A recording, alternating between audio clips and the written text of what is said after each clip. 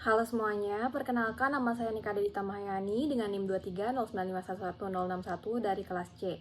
Kali ini saya akan menjelaskan mengenai Project Based Learning dengan judul Evaluasi Pemberian Pakan dan Pemeliharaan Babi di salah satu peternakan rumah tangga babi yang ada di Desa Breselo, Gianyar, Bali. Adapun daftar isi dari video ini yaitu yang pertama adalah latar belakang, kedua permasalahan, ketiga tujuan, keempat pembahasan, dan yang terakhir kesimpulan dan saran. Latar belakang dari PJBL ini yaitu sektor peternakan merupakan salah satu penopang utama dalam pembangunan ekonomi masyarakat pedesaan di Indonesia. Di antara berbagai jenis ternak, babi memiliki nilai penting khususnya di daerah-daerah dengan budaya dan adat istiadat yang kuat seperti Bali. Selain sebagai sumber protein hewani, babi juga memegang peranan penting dalam pelaksanaan upacara adat dan ritual keagamaan, sehingga permintaannya relatif stabil sepanjang tahun. Nah, salah satu peternak di Desa Breselo, Gianyar mengelola peternakan babi skala rumah tangga sebagai usaha sambilan. Pola pemeliharaan yang dilakukan masih bersifat tradisional dengan pemanfaatan lahan pekarangan dan bahan bangunan yang sederhana. Meskipun model peternakan ini memiliki nilai ekonomi yang tinggi bagi masyarakat, namun masih banyak ditemui berbagai kendala dan praktik pengelolaannya. Keberhasilan usaha ternak babi sangat dipengaruhi oleh dua aspek utama, yakni pemberian pakan dan manajemen pemeliharaan.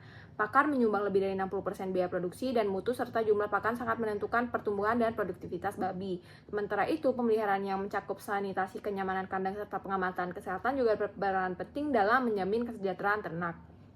Namun dalam praktiknya masih banyak peternak yang belum memiliki pengetahuan atau akses terhadap manajemen pakan yang efisien dan teknik pemeliharaan yang baik, sehingga produktivitas ternak cenderung rendah dan risiko penyakit meningkat. Baik, berdasarkan observasi dan wawancara yang telah dilakukan dengan peternak, saya dapat mengambil beberapa permasalahan yang saya telah temukan, yaitu yang pertama, pembuangan limbah kotoran babi yang sembarangan, lokasi peternakan dekat pemukiman, yang ketiga, pemberian pakan sisa rumah tangga kepada babi, dan yang keempat, kurangnya manajemen pemeliharaan hewan sakit oleh peternak. Adapun tujuan dari dibuatnya PJBL ini yaitu yang pertama untuk menentukan dampak kesehatan lingkungan dan sosial dari pembuangan limbah yang sembarangan.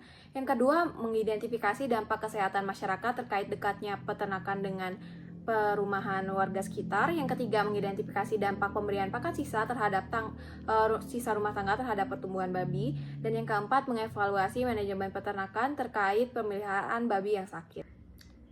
Untuk selanjutnya adalah pembahasan. Yang pertama, pembuangan limbah kotoran babi yang sembarangan. Di peternakan ini, masih membuang kotoran langsung ke saluran air tanpa pengolahan. Limbah sendiri mengandung nitrogen, fosfor, dan amonia yang berpotensi mencemari lingkungan dan menimbulkan bau yang tak sedap dan dapat memicu konflik karena kandang yang juga dekat dengan pemukiman. Nah, salah satu solusi yang dapat diterapkan adalah composting limbah padat. Kotoran babi dapat dicampur dengan berbagai bahan organik seperti jerami atau daun kering, lalu difermentasi dengan mikroorganisme lokal, yang hasilnya adalah pupuk kompos yang berguna untuk pertanian dan bernilai ekonomis. Untuk limbah cair, peternak dapat menggunakan sistem filtrasi sederhana seperti air limbah yang dialirkan melalui media pasir, kerikil, dan arang aktif guna menyaring pencemaran. Metode ini terbukti menurunkan kadar BOD dan bau. Namun, tantangan utama peternak adalah keterbatasan pengetahuan dan alat. Peternak belum memahami pentingnya pengelolaan limbah, karena itu pelatihan dan pendampingan teknis sangat dibutuhkan dengan pengelolaan limbah yang baik. Peternak tidak hanya menjaga lingkungan dan kesehatan masyarakat, tapi juga dapat memiliki penghasilan tambahan, yaitu pupuk organik sebagai tambahan pendapatan. Yang kedua, lokasi peternakan dekat pemukiman.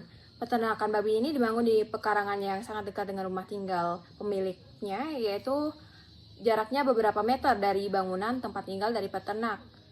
Hal ini tentunya terjadi karena keterbatasan lahan dan kebiasaan memelihara ternak sebagai bagian dari usaha keluarga. Namun, keberadaan kandang babi yang terlalu dekat dengan pemukiman tentunya dapat menimbulkan dampak negatif. Salah satunya yaitu bau menyengat dari kotoran dan urin babi, terutama jika tidak terdapat sistem pembuangan limbah yang baik. Selain itu, limbah cair bisa juga merembes ke tanah dan mencemari beberapa sumur dari warga sehingga meningkatkan risiko gangguan kesehatan masyarakat seperti diare maupun infeksi kulit. Dampak lainnya yaitu peningkatan jumlah lalat dan serangga yang berperan sebagai vektor penyakit. Suara bising dari ternak juga dapat mengganggu kenyamanan terutama pada malam hari, dan kondisi ini tentunya dapat menimbulkan konflik antara peternak dan juga warga-warga sekitar.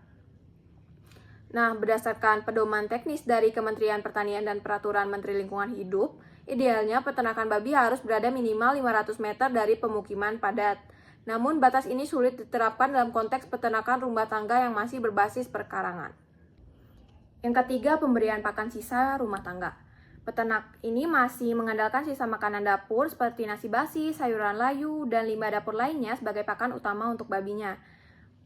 Praktik ini dipilih karena mudah diakses dan tidak memerlukan biaya tambahan. Namun, pemberian pakan dari sisa rumah tangga dapat memiliki beberapa kelemahan. Yang pertama yaitu komposisi nutrisi yang tidak seimbang dan tidak sesuai dengan kebutuhan babi berdasarkan fase pertumbuhannya. Babi yang hanya diberi sisa makanan cenderung mengalami pertumbuhan yang lambat dan efisiensi konversi pakan yang rendah. Nah, yang kedua, pakan sisa yang tidak dimasak ulang atau difermentasi dapat mengandung bakteri patogen seperti Salmonella maupun E. coli. Ini dapat menyebabkan gangguan pencernaan hingga kematian ternak. Selain itu, sisa makanan yang membusuk juga menimbulkan bau tidak sedap dan menarik lalat yang memperburuk sanitasi dari kandang. Nah, penggunaan limbah makanan rumah tangga sebaiknya melalui proses pengolahan terlebih dahulu seperti perebusan atau fermentasi dengan IM4. Fermentasi dapat meningkatkan ketersediaan nutrien, mengurangi mikroorganisme berbahaya, dan dapat memperpanjang masa simpan dari pakan. Yang keempat adalah kurangnya manajemen pemeliharaan hewan sakit. Nah, manajemen kesehatan ternak babi masih bersifat tradisional dan minim pengawasan rutin. Peternak hanya memperhatikan kondisi babi saat menunjukkan gejala sakit berat seperti lemas, tidak mau makan, ataupun muncul luka. Pemeriksaan kesehatan rutin dan pencatatan riwayat penyakit belum dilakukan secara konsisten. Hewan sakit umumnya tetap dicampur dengan ternak sehat dalam satu kandang. Hal ini tentu dapat meningkatkan risiko penyakit menular, terutama infeksi saluran pencernaan atau pernapasan yang umumnya terjadi pada babi. Tidak adanya isolasi khusus untuk babi yang sakit menjadi masalah utama dalam pengendalian penyakit. Selain itu, sebagian besar peternak belum juga memiliki jadwal vaksinasi pemberian vitamin ataupun obat cacing secara rutin. Pemberian obat sering dilakukan secara sembarangan atau hanya berdasarkan pengalaman dari peternak sendiri tanpa diagnosis yang jelas, yang dapat berakibat tidak tepat sasaran dan menyebabkan kerugian. Nah, pengetahuan tentang tanda-tanda awal penyakit dan tindakan darurat juga masih terbatas, sehingga peternak seringkali terlambat menyadari bahwa babinya sakit, sehingga waktu penanganan menjadi tidak efektif. Baik, selanjutnya adalah kesimpulan. Hasil evaluasi menunjukkan bahwa pengelolaan peternakan babi di salah satu peternakan babi berskala rumah tangga yang berlokasi di Desa Berselo, Bali ini masih menghadapi beberapa permasalahan dasar. Pemberian pakan dari sisa rumah tangga dilakukan tanpa pengolahan dan penghitungan nutrisi yang tepat, sehingga berdampak pada pertumbuhan dan kesehatan babi. Lokasi kandang yang terlalu dekat dengan pemukiman tentunya dapat menimbulkan bau polusi dan potensi konflik sosial antar masyarakat. Sistem pembuangan limbah juga belum tertata yang dapat mencemari lingkungan sekitar. Selain itu, tidak adanya pencatatan pertumbuhan dan konversi pakan menyulitkan peternak dalam mengevaluasi efisiensi produksi. Manajemen pemeliharaannya khususnya pada hewan sakit juga masih tanpa isolasi, pencatatan, dan jadwal pengobatan yang jelas. Selanjutnya adalah saran. Yang pertama, pakan fermentasi alternatif. Peternak disarankan mengolah sisa makanan melalui fermentasi misalnya dengan EM4 dan mengombinasikannya dengan bahan pakan tambahan seperti dedak maupun bungkil kelapa agar kandungan nutrisinya lebih seimbang. Yang kedua, perbaikan lokasi dan struktur dari kandang. Kandang sebaiknya dibuat berjauhan dari perumahan warga dengan penambahan tanaman peneduh dan penyerap bau seperti bambu maupun serai wangi. Yang ketiga, pengolahan limbah terintegrasi. Limbah padat dapat dikomposkan menjadi pupuk organik, sedangkan limbah cair diolah dengan sistem filtrasi sederhana untuk menurunkan risiko pencemaran. Dan yang keempat, pencatatan produksi. Peternak perlu melakukan pencatatan bobot konsumsi pakan dan kesehatan ternak secara rutin sebagai dasar evaluasi dan pengambilan keputusan. Dan yang kelima yaitu peningkatan manajemen kesehatan. Diperlukannya jadwal vaksinasi, pemberian vitamin, serta penyediaan kandang isolasi bagi ternak yang sakit. Selain itu, pelatihan dan pendampingan dari tenaga penyuluh atau dokter hewan sangat penting dimiliki oleh peternak.